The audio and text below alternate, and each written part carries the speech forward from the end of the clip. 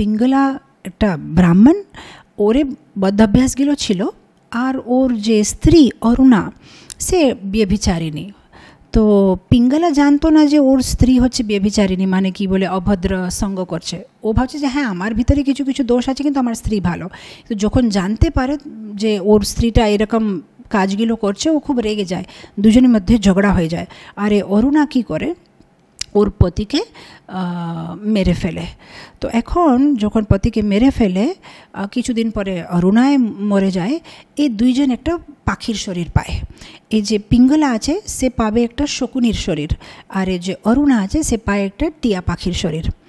এখন পূর্বতে যাদের সাথে আমাদের সম্বন্ধ থাকে সেটা তো এত সহজে মানে দেহ রাখার পরে ওই সম্বন্ধটা ভেঙে যাবে না, ওটা কন্টিনিউ থাকবে। কেন এটা কর্মর সাইকেল। তো যদি কেউ খারাপ করেছে তারপর আবার আমরা রাগে বসে ওনাদের কিছু খারাপ করব, এরকম চলতেই থাকে, একটা বড় সাইকেল। তো এইবারে ওদের মানে পাখি শরীর পেলেও ওরা মানে ভুলতে পারছে না, এক দুসরার উপরে অনেক রাগ আছে। তো এখন এই যে এখন শকুনির শরীর পেয়েছে পিঙ্গলা, ও যখন দূরে থেকে দেখছে যে হ্যাঁ এ তো আমার স্ত্রী, আগের জন্মের স্ত্রী অরুণা, এখন টিয়া পাখির শরীর পেয়েছে, আমি এবারে ওকে মেরে ফেলবো, গতবারে ও আমাকে মেরেছিল, আমি ওকে ছাড়বো না বলে ও মানে উড়ে উড়ে যাচ্ছে ওকে খেতে জন্য। মানে শকুনি তো একটা টিয়া পাখিকে খেতে পারে। যখন ওকে মানে ধরেছে আর ওর মানে কি গলাটা ধরে ওকে মেরে ফেলেছে, তো যেহেতু ওকে মেরে দিয়েছে, ও মানে আকাশে উড়তে উড়তে নিচে পড়ে গেছে। আর সেই সময় ওখানে জঙ্গলের ভিতরে একটা শিকারি দূরে থেকে শকুনিকে দেখে ও বান মেরেছে, তো শকুনি মারা গেছে আর ওই নিচে পড়ে গেছে। কারণ সামহাও দেখেন কৃষ্ণাস মার্সি, এই দুটো পাখিগুলো একটা কপালের ভিতরে পড়ে যাচ্ছে। মানে সেই জঙ্গল বললে তো অনেক কিছু বাজে জিনিস পড়ে থাকে, তো একটা কপালের ভিতরে মানে পড়ে যাচ্ছে। কপালের ভিতরে একটু জল ছিল। এখন দুইজন যখন যমলোকে যায় তখন যমরাজ বলছে, এই অরুণা, এই পিঙ্গলা, তোমরা সব কর্ম থেকে মুক্ত হয়ে গেছে, যাও। যে আমরা কি করলাম যে আমরা সব কর্ম থেকে মুক্ত হয়ে গেছে? তখন যমরাজ বলছে, আরে তোমরা জানো না, যখন তোমরা মানে মরে যাচ্ছ, আকাশে থেকে নিচে পড়ে যাচ্ছ, তখন তোমরা একটা কপাল ছুঁয়ে ফেলেছো। আর ওই কপালটা সাধারণ কপালটা না, ওই কপালটা হচ্ছে বটমুনি।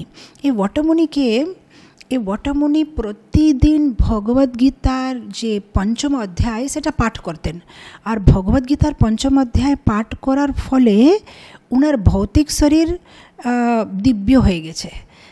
সেজন্য তো দেখেন যারা যারা মহান বৈষ্ণব তাদের শরীরটা আমরা জ্বালাই না, তাদেরকে সমাধি করে দিন, যেহেতু ওরা এত ধ্যান দিয়ে মন দিয়ে ভগবানের নাম নিয়েছে যে ওনার ভৌতিক শরীরটা এখন ভৌতিক থাকে না, এখন ওনার শরীরটা দিব্য হয়ে যায়। সে দিব্য শরীরটাকে আমরা জ্বালাতে পারি না বলে আমরা তার সমাধি দিয়ে দিই। তো বলছে এই যে বটমুনি প্রতিদিন ভগবদ্গীতার যে পঞ্চম অধ্যায় পাঠ করতেন, ওনার শরীরটা দিব্য হয়ে গেছে।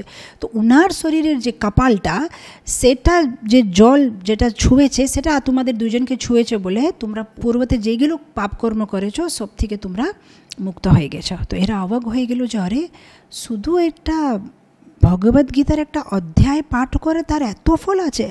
তারপরে যখন ওরা ভালো জন্ম পেয়েছে ব্রাহ্মণ বাড়িতে, এরাই দুইজন মানে ভগবদ্গীতার পঞ্চম অধ্যায় পাঠ করতে আরম্ভ করলে।